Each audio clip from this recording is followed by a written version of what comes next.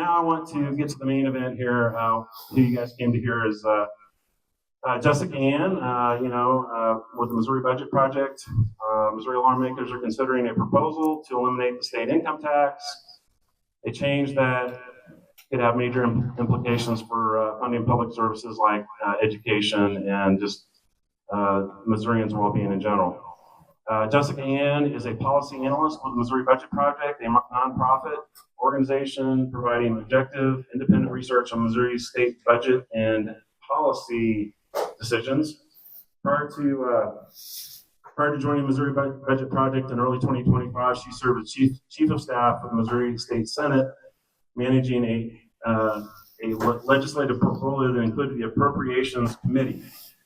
She's going to help us understand what that proposal would actually do, who would it affect, and how it could impact communities. So please join me in welcoming Jessica.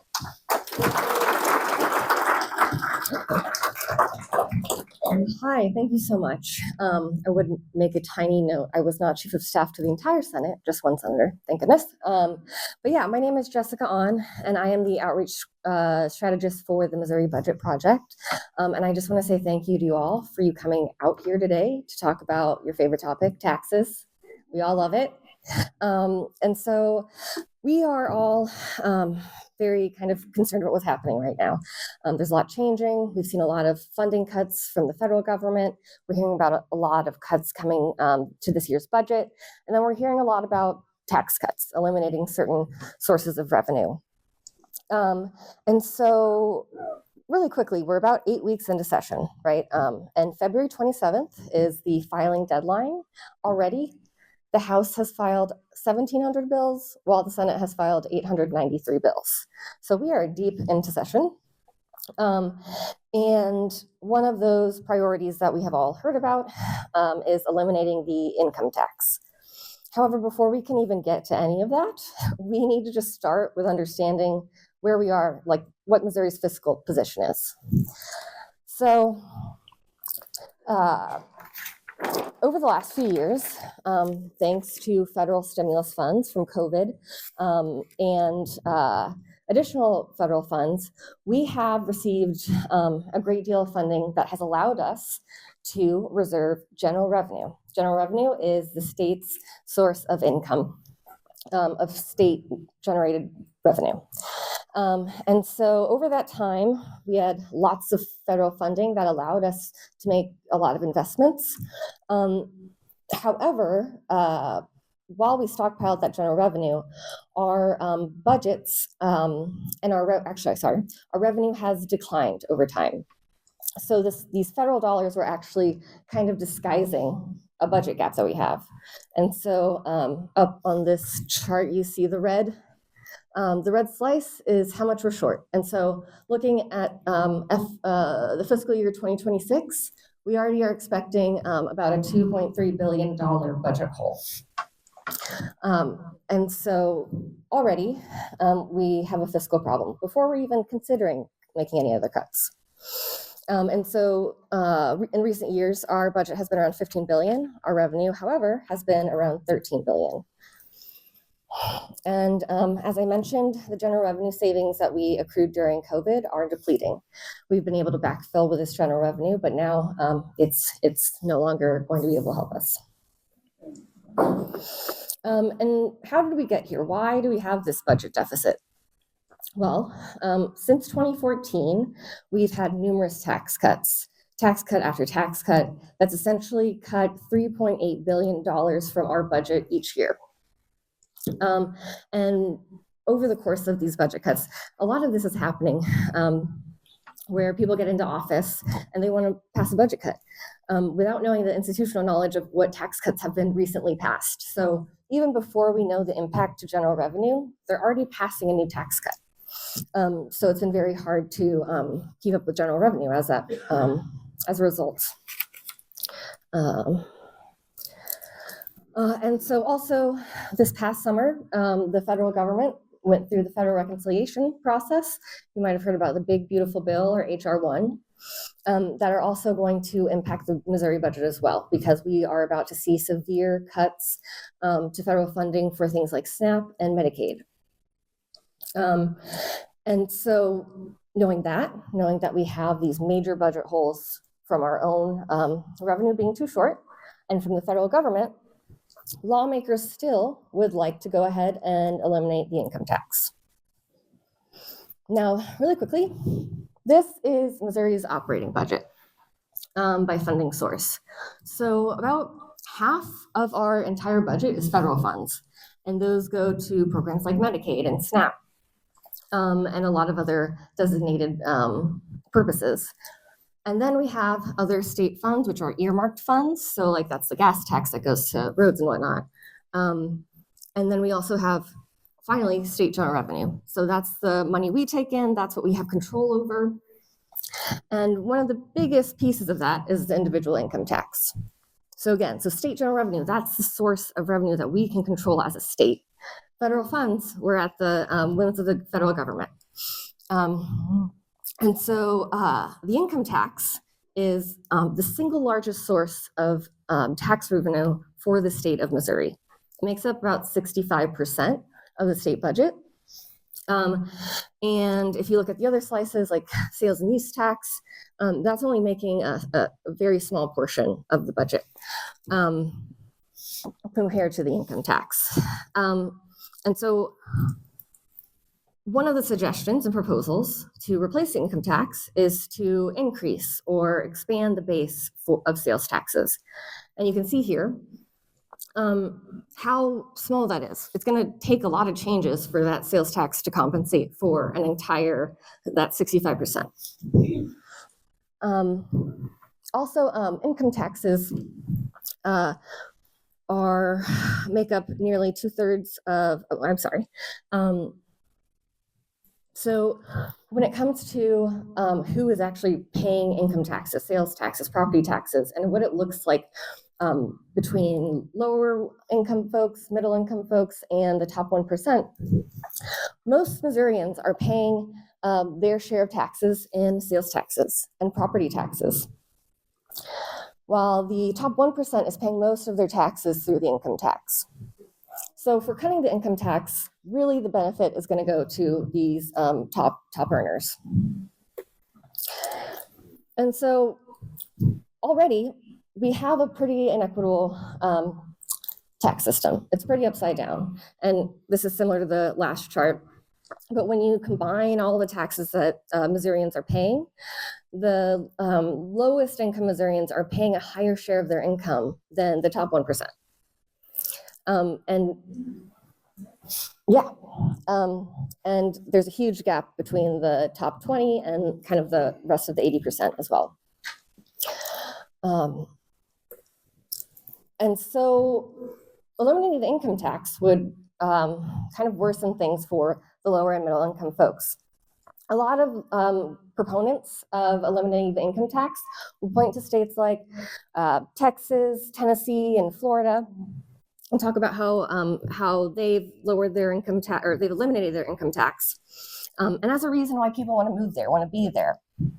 However, like when we actually look at total tax rates, really in those states with no income tax, it's really only the wealthiest that would benefit Missouri, because in all of these other cases, we're actually paying lower taxes for low and middle income people in Missouri than in Texas, Tennessee, or Florida. So we actually have a lower tax rate for most Missourians in this case. And so, as I mentioned, one of the ways that has been suggested of making up the gap is potentially raising sales taxes. And so in order to fill the gap left by eliminating the income tax, the sales tax would have to go up to 11.5%. And combined with local taxes, the local average would be about 16.9% for a sales tax. That's pretty incredible. However, this isn't going to be feasible. There's just no way to fill it by just raising the sales tax. So instead, what they are suggesting is expanding the sales tax base to services. and this, and so the legislative vehicle that this is under is HJR 174. So it would place an amendment on the November ballot asking voters if to be able to expand Missouri sales tax base to services. And so that would allow the legislature to impose sales taxes on a wide range of things. And also, one of the key parts of this is that this bill does not eliminate the income tax. All it does, at this point, one of the main purposes is, again, allowing them to raise sales taxes on services and leave the details for the next legislature, more or less. And so really HJR 174 is kind of a lemon, as you'd say. They're trying to tell us it's one thing when it's really another. Sorry. And if we, for example, like if we had an actual HJR that was going to eliminate the income tax, it would give timing, it would give a schedule, it would get it down to zero. But this legislation is not doing that as of yet. Additionally, a lot of these, the legislation would also put limits on local taxes and how much localities can raise their own sales and property taxes in order to make this budget neutral. And that would be very harmful for a lot of localities when it comes to education, right? So if they have to lower property taxes to make the sales tax work on expanded services, that would mean huge cuts to local public education, disability boards and whatnot. It would have a huge impact on localities' ability to simply fund their services. And so what services could be taxed? They haven't given us any details quite yet. There are some exclusions such as agriculture, but currently, when it comes to other states that have done this, many of these kinds of services would be included. So that could be dog grooming services, childcare, car repair, anything that's an ongoing service that you use. However, we still don't know the details of that yet. And so after eliminating the income tax, most Missourians would actually see an increase in their taxes, an increase of more than $500 a year. And so, as I mentioned, there are some exemptions like agriculture, real estate, and healthcare. If those are excluded, it would not generate enough revenue to replace the income tax. So we'd probably still have another $5 billion hole in the state budget, even if we make these changes. Could I ask you to look back to, I'd like to get a picture of the possible things that we will be taxed on at a higher, Yeah. So, and to be clear, real quick, this presentation will be available after this event. If you guys want to just have the whole presentation, anyway. And so I do want to also say again, we don't know the details of what services, but in other states that have done this, these are a lot of the services that have been included. And so they're asking us to trust them, to just trust them to figure out the details. Yeah. So, hey, so let me just jump in here. So originally the format was going to be Jessica's going to do a presentation, and then we were going to do Q&A. Do we want to just do Q&A as we go? Yeah, you guys can ask questions as you want to go. Stuff being presented here? Yeah, sorry. Would that help? Sure, yeah, you guys can ask questions. Okay. A couple slides ago, you said that on the joint resolution on the HJR one, yes. Are you saying that this is the bill on the table that would sort of be intermediary, that the actual sales tax, that the income tax won't be eliminated this session, but that they want this to pass this? Is that what you? Yes, they need to pass the HJR in order to do the next steps, more or less. They wouldn't eliminate income tax yet. So those details, the HJR does give a date. It doesn't give a full schedule or details. So they have to do this before they can actually eliminate the income tax, but they could also be passing legislation. So there could be a time period where we have income tax and increased sales tax. I think it's a phase out the income tax. So one of the things that they are doing with a lot of these bills, with these tax cut bills, is usually the deadlines are after election years. So they will, and with a lot of these tax cuts, the ones that cause the $3.8 billion gap are phased in, so we don't immediately notice it. So it's death by a thousand cuts, kind of. And so it'll be phased in over a period of time. But I'm not sure if I answered your question, but I can get more information. Could you just say? So essentially, what we would be expected to vote on in November is like giving them permission to start to do all these changes. To start to rate, yeah. Well, it gives, right, yeah, it gives them the ability to raise the sales tax, and puts limits on localities. And then when it comes to the plans for cutting the income tax, that is yet to be determined. There is some language that describes kind of a time frame, but they still haven't. Kind of be voting the line in November. And the sponsor has said the next legislature will be able to figure this out. They're very confident in that. Sorry. Yeah. It's kind of occurring to me too that as the current House and Senate lay this all out, and then very likely we will begin to see more Democrats come in and try to lead in the next generation, but they will have to implement this plan and take the heat for the pain that people are going to feel. This is going to read the paper and have to find out. Correct. Similar to passing the buck, if you will, in Missouri. Yeah. Okay. So can you just, do we know what the actual ballot language is? It's in the HJ. Well, yeah, it should be in the HJR. So it is in the bill. So it does include the ballot language. Yes. Is Patterson the bill sponsor? Yes, he's also the Speaker of the House. Are you able to clarify the real estate part of that bill at all? Because it states that there's nothing in there about rent. And with more and more apartments going up, especially where I live, that's a huge concern that people are not keeping up. Yeah, we still don't know whether or not it'll be applied to rentals. We just don't know if it'll apply to housing. It is excluded. Yeah. We have yet to find out. We are waiting on those details. And I will say HJR 174 has had a hearing, but they've kind of paused the movement on it. So it's, they're still figuring out a lot on it. And I'm trying to think what else. Does anybody else have questions? Have I answered your questions? Okay. Okay, where was I? Right. Sorry to throw you a curveball there. No, it's okay.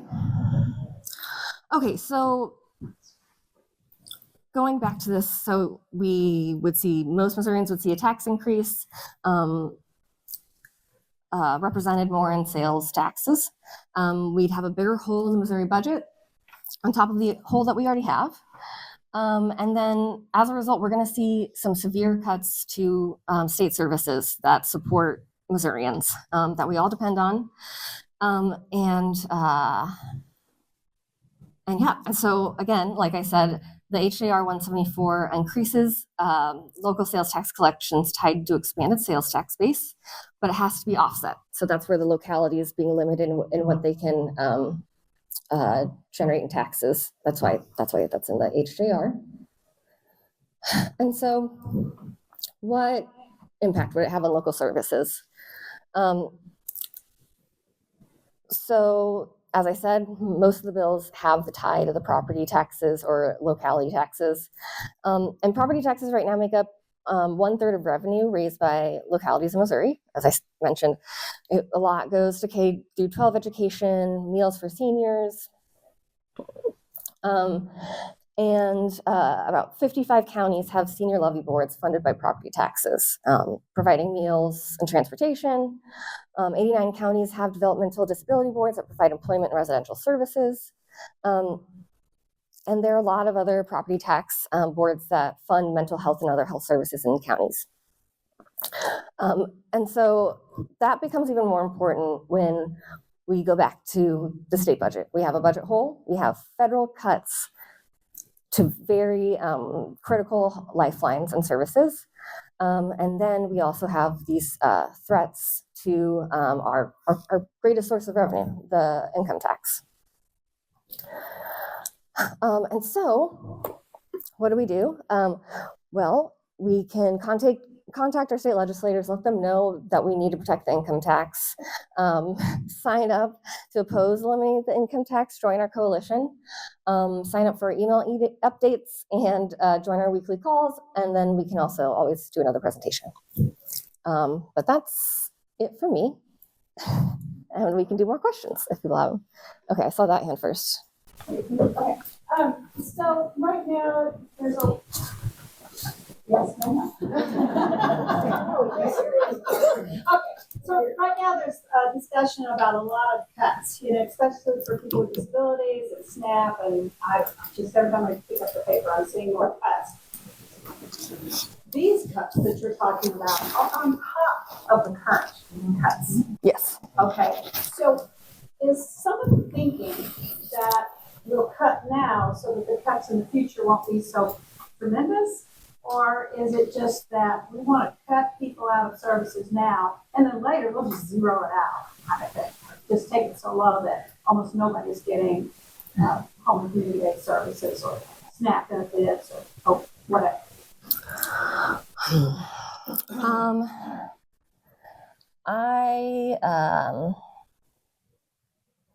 I'm sorry, I forgot the first part of your question. Well, I'm trying to figure out if they're stacked cuts, or are they cutting now so they won't have to cut so much in the future? Or are they cutting now so they can cut even more down the road? It seems to be cutting more. The motivation behind the income tax, eliminating the income tax, seems to be saying that folks need relief, claiming that that's the reason why, saying that Missouri's declining population or moving population is because of our income tax, which I think if we look at the services and some of those things and other factors, those are usually greater drivers for people moving or leaving, including the top 1%. They tend to actually not easily move or leave states because of income taxes, because their whole network is located in a place. And so, yeah, so there's just a lot of claims about needing kind of that kind of relief for Missourians. But I can't say that I can't necessarily say what their intentions are, but there's no, it's very unclear. And I'm not sure, there's not necessarily that strategy, clarity or, I think you. Can you address what the effect is of the elimination of the capital gains tax, which is what they did last year? Mm-hmm. Yeah, so thank you for mentioning that, because that number is included now in that $3.8 billion. The 3.8, so over the last, since 2014, we've had numerous tax cuts. I went almost 10. And they have all kind of slowly declined our revenue and causing this deficit. And so the capital gains tax is kind of included in that figure, but we still haven't seen the full impact yet, right? We haven't gone through one tax season yet for it to even be applied. So we won't know till after. No. And again, all those tax cuts, again, passing again and again without knowing the impact to the revenue. And someplace where you can see a list of those tax cuts that you keep talking about that have gone. Yeah, we do have, I can, yes. I want to point out that Missouri is the only state that has eliminated the state capital gains tax. The only one in the entire country. And who does that benefit? if you look at other things that get capital gains. Correct, yeah. Pathetic. Question back there? Sometimes you see headlines say, Kansas tried this and failed miserably. Should we be paying attention? In a nutshell, what is that kind of true? Or are we following footsteps of a failed experiment in Kansas, or is that not relevant? It's very relevant. We definitely are following in those footsteps. And it's a very important cautionary tale. I don't know how many of you guys, I live in Kansas City, so I remember on the Kansas side, Johnson County had the best public schools. Kansas had great public education. And then we saw the Brownback tax cuts, and you've kind of seen a decline there. I know that I think they reversed them pretty soon after, but yeah, it would be a huge risk. And we already have the governor who has a task force to try to keep public education funding flat. We have other attacks on education that are diverting public education dollars to private schools, Christian schools, or faith-based schools, while we're seeing these the public education funding kind of be frozen. Trying to think of anything else, but yeah. Any other questions? Yeah. So a couple questions real quick on your what we can do, sign up for email. The action alerts that you guys issue, are those for when to show up at the Capitol for a hearing on this particular, is that what those action alerts are about? So most of the action alerts will, we may have some that it will be for showing up to a hearing or submitting testimony. A lot of it is just contacting your legislator, and also ways to also just kind of spread the word and stuff like that would be great. I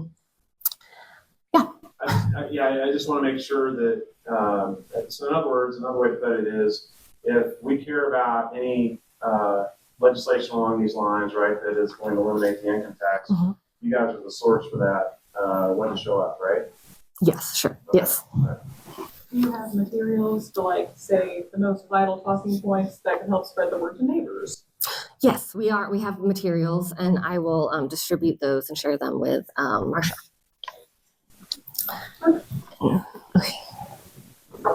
What's your assessment of the steam behind this, sir? Of the what behind it? Is it on its way to passage, or is it still in debate? So after the first hearing, I think there was a lot of good testimony and a lot of unanswered questions. I do think that there was a little bit of a kind of, there's not totally consensus on how to do this in the majority in the House necessarily. There's a lot of legislation about property taxes. Some groups who are more concerned about property taxes versus income tax. And so they're kind of figuring all that out.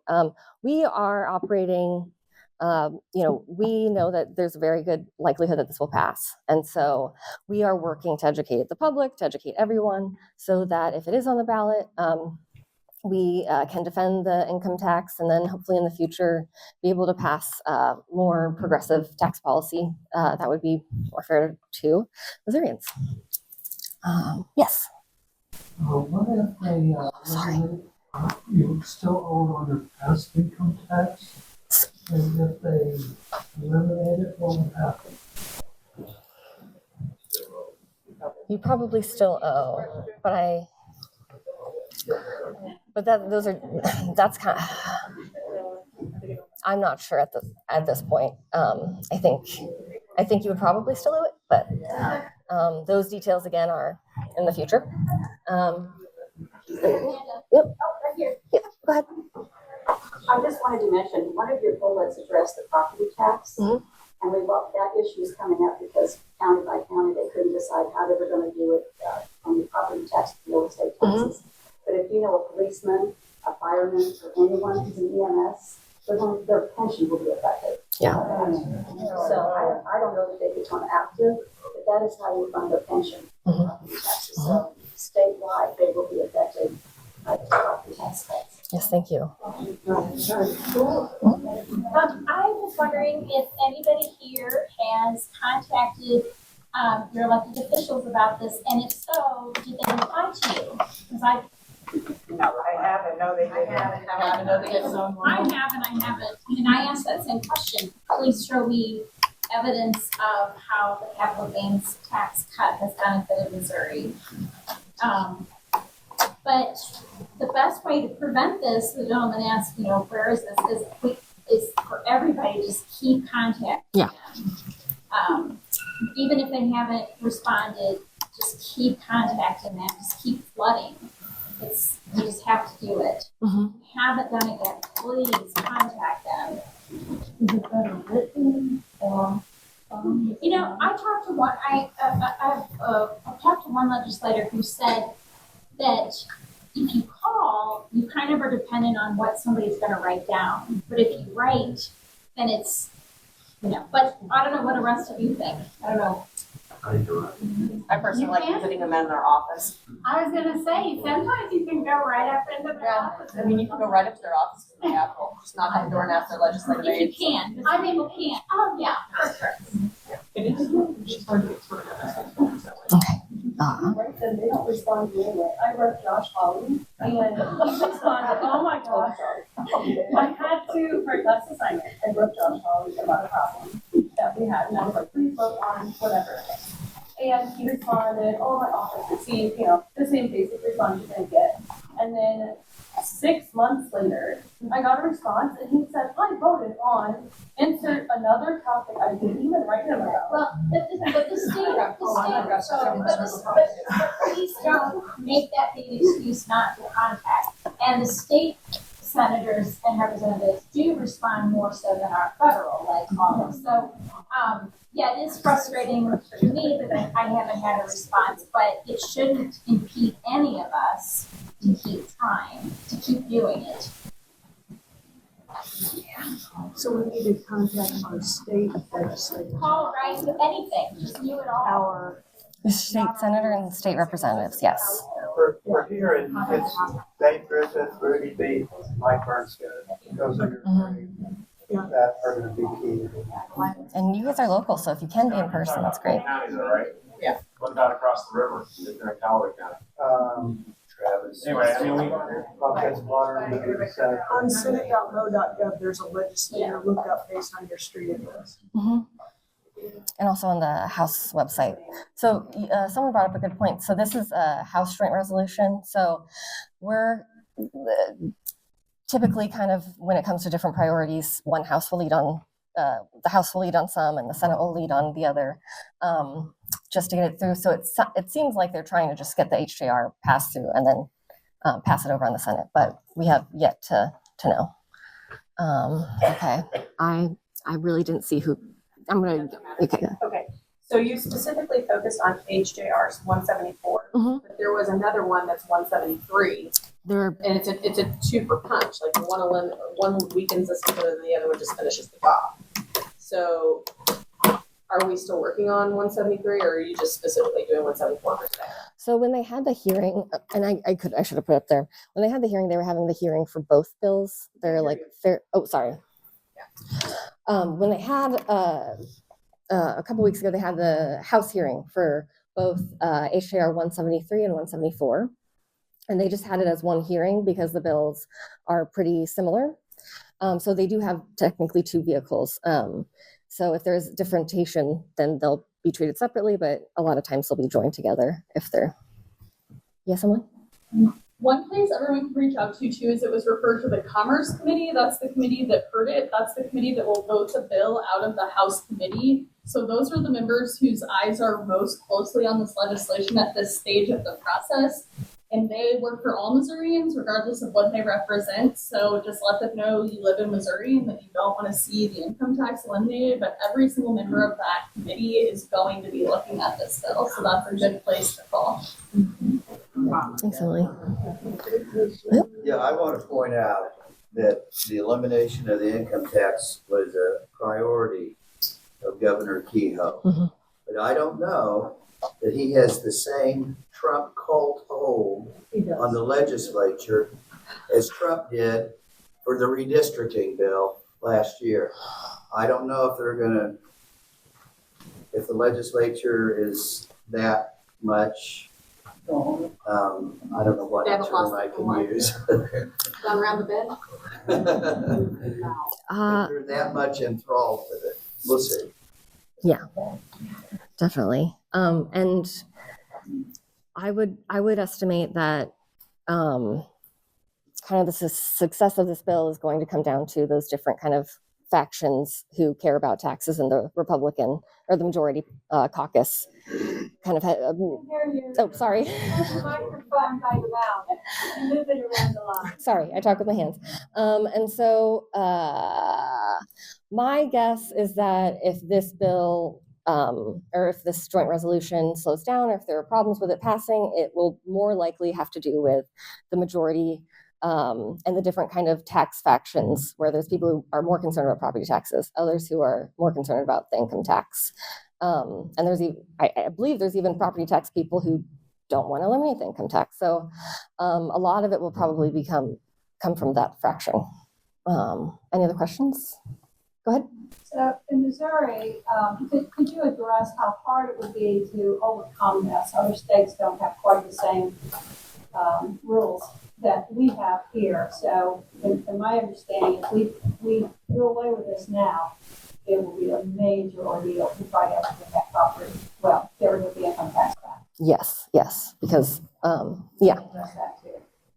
yes. So because of the Hancock Amendment, whenever we go to raise taxes, we have to go to the ballot. That is not the case for cutting taxes. And so we'd have to propose adding back the income tax, which would be very, very hard. And there was something else.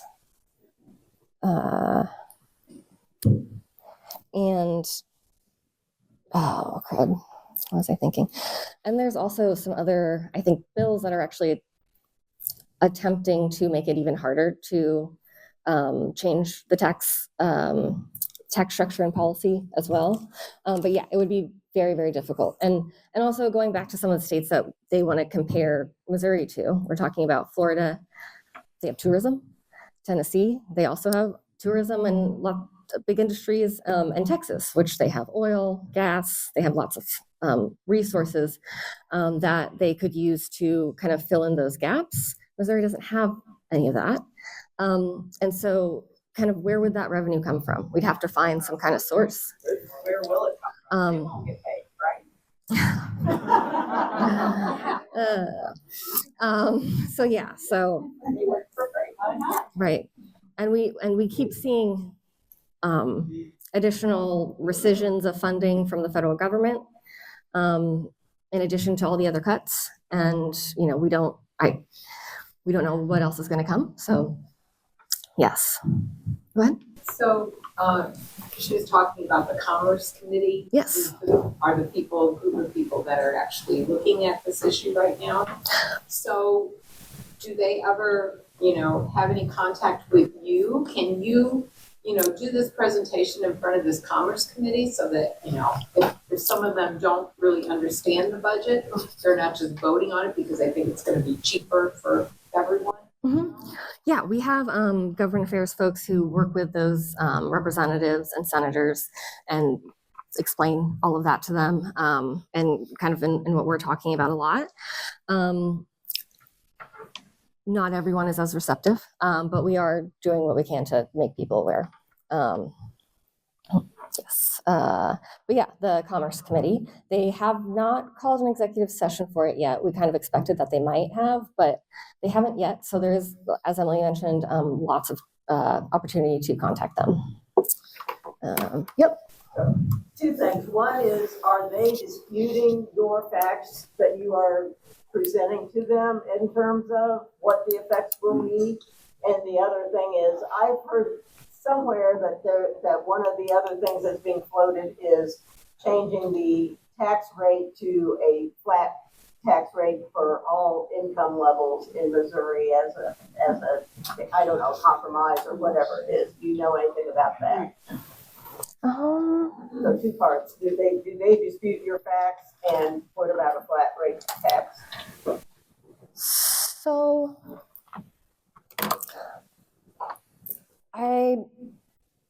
they haven't come out and explicitly disputed our data, but they describe the impact of eliminating the income tax as a much more positive impact to everybody in the state. I think that's how I can answer that question. And then, sorry, the second part? That flat rate income tax as a compromise, or are you hearing much about that? I haven't, but I will look into that. Any other questions? Oh, yes. You talked about scheduling an executive committee and that they haven't yet. How would we find that out when they do? Right. So there's a few different ways. So with the House hearing, so they've already had a public hearing to do it. So they need to schedule a executive session where they vote it out of committee. Essentially, they will post a hearing notice for HJR 174 at least 24 hours before. So it could be very quick. And then they would have the committee to vote for it. So if you follow along, you'd want to follow the House Commerce Committee's hearings. There are some of the House and the Senate websites kind of differ, but there are some ways of tracking certain bills. It is a bit hard to get to, but we can. Emily, do you have any? I would say on the House website, there's a tab called Hearings. And if you click on that tab, you have to stay on it pretty frequently because there's only by law 24 hours notice ahead of time. And they often only give 24 hours notice. We all know why that is. So keep an eye on the hearings page for Commerce Committee and it will come up. Or if you're only interested in this measure, it will also show in the Actions tab on the bill page when that hearing is scheduled. Or if you sign up for Missouri Budget Project's action emails, they will likely send out an action alert when that hearing is noticed of. So I want to that's for us, right? Mm-hmm. So Mo Budget Project's not the only one issuing action alert. There's League of Women Voters, there's Missouri Voter Protection Coalition, there's Vote of the People. These are all things that matter to us here in Missouri, right? It is confusing, as is being pointed out, to follow this yourself. That's why we like Mo Budget Project, right? Because they issue the action alert saying with respect to Missouri, Missouri Voter Protection Coalition, Will of the People, League of Women Voters all have excellent action alert emails. They go out on Sunday night, and then, like it's been said, it can change in a moment's notice. And anyway, so rely on these if you don't want to get bogged down and have to track all this stuff individually. Get signed up for these action alerts. Yes. Can you explain why this is what a joint resolution actually is, how it differs from a bill per se? Right. Why is it called a joint resolution? It's a joint resolution because it goes to a vote of the people. And this one is a constitutional amendment. So a regular bill, if it gets passed by both chambers and signed by the governor, it's passed. This one needs to be passed by both chambers and will go to the vote of the people. Is that known as a referendum, or is it called something, or is it, when it reaches the ballot, is it a referendum? It's not an initiative, right? It's coming out of the legislature, so it's a referendum? I'm not The referendum is when we don't like. just a constitutional amendment. You say, no, we want our say on it. That is, one is voter initiated and the other the legislature can. Okay, thank you. Yeah. That The helps. legislature can put anything it wants, basically, on the ballot. Okay, got it. Any other questions? Yeah. The Survey Monkey, that's for organizations, not for individuals, correct? Because it Right now, required that I say what organization I was with, and then it said, can I oppose it for that organization? But I'm an individual. yes, we are working on that, and we'll send it back out to you. You can always put we stand in Missouri. Okay. I don't know if that's an option. I'm just saying if you want to. Yeah, you could just put that. And we will make sure you're getting all the information. Any other questions? Yep. This lady here made some really good points about, and other people did too, about different groups that these different cuts could affect. Yes. And those groups have they have a lot of them hire lobbyists. So it would be, hopefully they know, but like, it would be good to contact, if you know people, like the, what is it, the national, what's the national education group? Yeah. I'm sure they're working on it, but they are, yes. Other groups, it would be good to, like if you know teachers, let's say, if you know what's going on about this, or other groups that this might affect, because they also have, through their memberships, can reach a lot of people too. Definitely. And they are a part of our coalition, and so they are very involved. And we have a lot of groups. Go ahead. Association of Realtors, part of the coalition. So they are working on this. I need to confirm whether that's the case or not, but they're working alongside. Wondering about Missouri Municipal League. I mean, if their hands are going to be tied about local taxes, I'm sure that they will lobby against this. What's their position? They're part of our coalition. Yes. I think that members of the service industry would be a really good group to talk with, and definitely individuals, because when you hire a guy to mow your lawn and the female has to charge you taxes and turn that in, and that could literally change the way this job looks. If you hire somebody to clean your house or babysit your kids or whatever. So and the people that I deal with in that market really kind of have a little bit different attitude. They don't want politics as close. Like they're busy, working hard. And so the idea that they're going to get attacked by something that they may think is a good thing for them, but in the end, it may really bite them. And just run their business model. Your barbers and yes. Hair salons. Yes, please do. A very good point. Any of these services that you use, anytime you're talking to somebody involved with them, let them know about this, because it will make a huge difference for a lot of these folks, especially contractors. A lot of hair stylists, manicurists, all those folks are contractors. So this would also likely put a burden on a lot of those individuals to have to transmit those taxes. Childcare. Talk to your, childcare providers. Let them know that this might be happening and you're concerned about it. But yeah, that's a really good point. All right. We still got time. Okay. Anybody else? Try to answer. I'm not seeing any hands, is why I kind of came over this way. All right. Well, hey, thank you, Jessica, thank for you guys. helping us understand and I better use this. Let's see. Let me. Yeah. Hey, so I don't think this is the last that we've heard of this, right? Obviously, we are in the very beginning stages of this legislation, so things are still pretty fuzzy, but I can almost promise you that there will be future meetings to see where we're at and how we can, fight back against this nonsense. Anyway, just a quick, I wanted to ask this question, but it's a little bit out in the weeds, but I see this as yet another symptom of term limits. Term limits are bad for Missouri. That's my personal opinion, right? We can have a whole nother conversation about that. But again, this is just another symptom of that.